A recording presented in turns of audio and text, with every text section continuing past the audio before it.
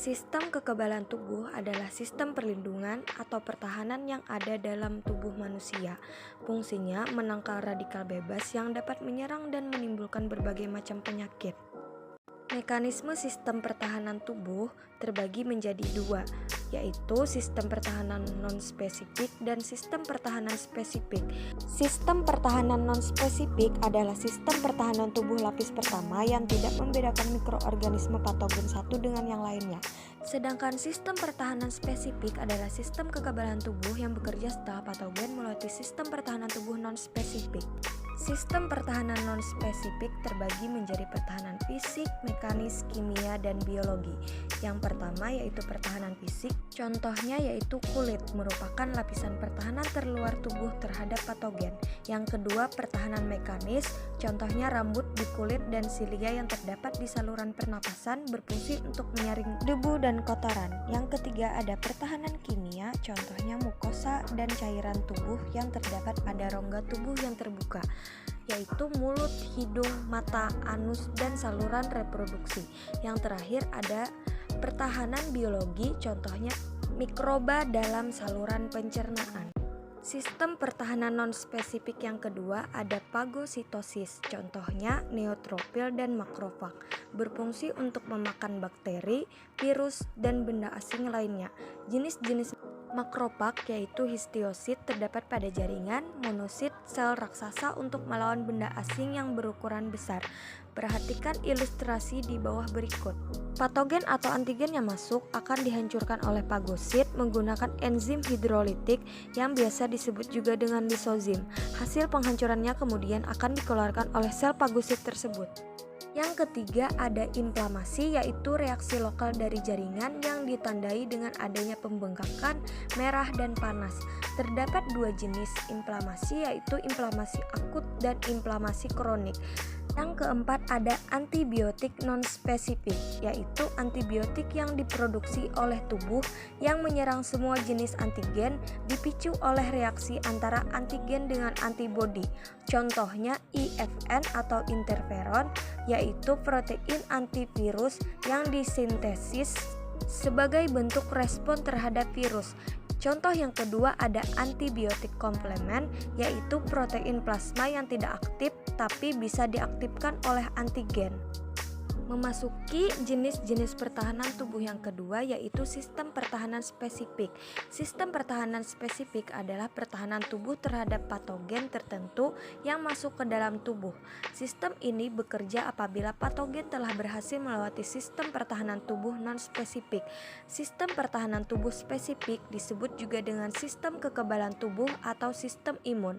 Sistem kekebalan tubuh dilakukan oleh antibodi yang dibentuk oleh limfosit karena adanya antigen yang masuk ke tubuh kita. Sistem pertahanan spesifik terdiri dari limfosit yang terbagi menjadi dua, yaitu limfosit T atau sel T dan limfosit B atau sel B. Limfosit T dan B dibentuk di sumsum tulang belakang. Limfosit T akan dimatangkan di kelenjar timus, lalu bersama-sama sel B akan menuju jaringan-jaringan limpatik di seluruh tubuh. Sel T adalah sel yang bertugas untuk mengenali dan membedakan antigen secara spesifik. Sel T terbagi menjadi sel T memori, yaitu mengingat jika terjadi infeksi lagi, dan sel T efektor, yaitu terbagi menjadi tiga. Yang pertama sel T sitotoksik yang bertugas menghancurkan sel-sel tubuh yang terinfeksi, menyerang patogen yang masuk ke tubuh, serta sel kanker secara langsung. Sel T helper memicu pembentukan sel B plasma, sel T jenis lainnya, serta mengaktifasi makrofag untuk melakukan fagositosis. Sel T suppresor menekan kerja sel B dan sel T. Sel B bertugas membentuk antibodi untuk melawan antigen secara spesifik dan hanya akan teraktivasi saat ada antigen. Sel B terbagi menjadi dua, yaitu sel B plasma yang membentuk antibodi spesifik. Sel B memori menetapkan di dalam jaringan untuk mengingat, sehingga jika terjadi infeksi antigen yang sama, sel B memori akan memicu sel B plasma melepas antibodi yang sudah tersimpan memorinya. Reaksi antigen dan antibodi. Reaksi antigen yaitu merupakan suatu zat yang merangsang respon imunitas untuk menghasilkan antibodi atau zat asing. Antibodi yaitu merupakan suatu protein yang dihasilkan sebagai respon terhadap keberadaan suatu antigen dan akan bereaksi dengan antigen tersebut. Pembuangan antigen setelah diikat antibodi dapat menggunakan berbagai cara. Yang pertama, fiksasi komplemen. Pengaktifan molekul-molekul protein komplemen karena adanya infeksi sehingga menyebabkan virus dan sel-sel patogen yang menginfeksi pembagian tubuh lisis atau pecah. Yang kedua, neutralisasi, yaitu antibodi akan menutup epitope sehingga kerja antigen terhambat. Yang ketiga, ada aglutinasi atau penggumpalan, yaitu proses pengikatan antibodi terhadap bakteri atau virus sehingga mudah dinetralkan dan opsinosasi. Yang keempat ada previtasi atau pengendapan, yaitu pengikatan silang molekul-molekul antigen yang terlarut dalam cairan tubuh. Setelah diendapkan, antigen tersebut dikeluarkan dan dibuang melalui fagositosis. Berikut ini adalah ilustrasi pengikatan antibodi ke antigen.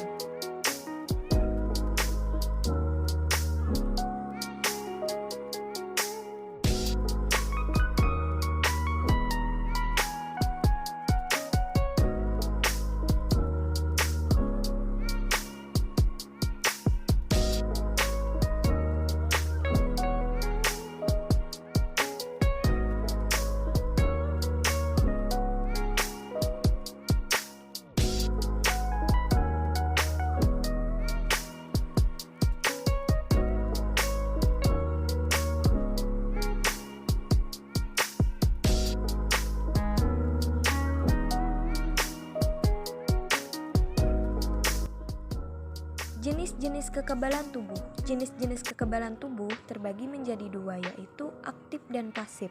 Lalu diuraikan lagi menjadi alami dan buatan. Kekebalan aktif merupakan kekebalan tubuh yang diperoleh dari dalam tubuh karena tubuh membuat antibodi sendiri. Kekebalan aktif alami yaitu kekebalan tubuh yang diperoleh setelah tubuh menderita penyakit atau terinfeksi patogen.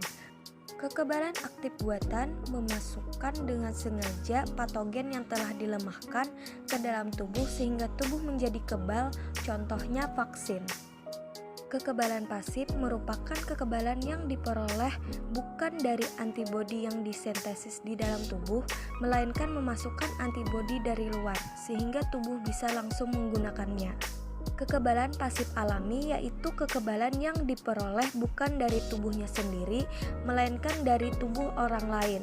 Contohnya, kekebalan bayi yang diperoleh dari ibunya melalui air susu ibu atau ASI. Kekebalan pasif buatan yaitu kekebalan yang diperoleh dari antibodi yang sudah jadi dan terlarut dari serum. Contohnya, pemberian serum pada penyakit rabies dan tetanus. Sistem limpatik terdiri dari cairan limpa yang mengandung sel-sel darah putih yang berfungsi membunuh kuman penyakit. Pembuluh limpa terbagi menjadi dua, yaitu pembuluh limpa kanan dan pembuluh limpa kiri. Pembuluh limpa berfungsi menampung cairan limpa yang berasal dari anggota tubuh bagian kanan dan bagian kiri. Nodus limpa berfungsi untuk menghasilkan sel darah putih dan menjaga agar tidak terjadi infeksi lebih lanjut. Nodus limpa terdapat di sepanjang pembuluh limpa, terutama terdapat pada pangkal paha, ketiak, dan leher. Alat tubuh yang mempunyai fungsi yang sama dengan nodus limpa adalah limpa dan tonsil. Fungsi sistem limpatik mengangkut limfosit, mengembalikan cairan dan protein dari jaringan ke sirkulasi darah, membawa lemak emulsi dari jaringan sekitar usus halus ke darah, menyaring dan menghancurkan mikroorganisme untuk menghindarkan penyebaran. Apabila ada infeksi, kelenjar limpa menghasilkan zat imun atau antibodi untuk melindungi tubuh terhadap mikroorganisme. Ada 4 gangguan sistem kekebalan tubuh. Yang pertama ada alergi, yaitu terlalu sensitif atau reaktif terhadap antigen yang pernah dikenal sebelumnya. Dengan kata lain, tubuh akan menjadi lebih sensitif terhadap antigen-antigen tertentu atau alergen. Gejala alergi bisa berbeda-beda, antara lain gatal-gatal, ruam, mata merah, kram berlebih, dan kesulitan bernapas. Yang kedua ada autoimun, yaitu kegagalan sistem imun untuk membedakan sel tubuh dengan sel asing, sehingga sistem imun menyerang sel tubuh sendiri. Contoh penyakitnya yaitu artritis reumatoid, penyakit Graves, lupus, anemia, dan penyakit Addison. Yang ketiga ada imunodefisiensi, yaitu kondisi menurunnya keefektifan sistem imun atau ketidakmampuan sistem imun untuk merespon antigen. Ada 2 jenis imunodefisiensi, yaitu defisiensi imun kongenital, yaitu tidak memiliki kekurangan sel B dan sel T sejak lahir. Yang kedua ada AIDS, penurunan jumlah sel T helper akibat infeksi virus HIV. Yang keempat ada isoimunitas atau alloimunitas, yaitu keadaan ketika tubuh mendapatkan kekebalan dari individu lain yang melawan sel tubuhnya sendiri. Biasanya muncul akibat transfusi darah atau cangkok organ. Mungkin itu saja yang dapat saya sampaikan dan saya jelaskan mengenai sistem pertahanan tubuh. Apabila ada kesalahan dan kehilafan mohon dimaafkan. Assalamualaikum warahmatullahi wabarakatuh.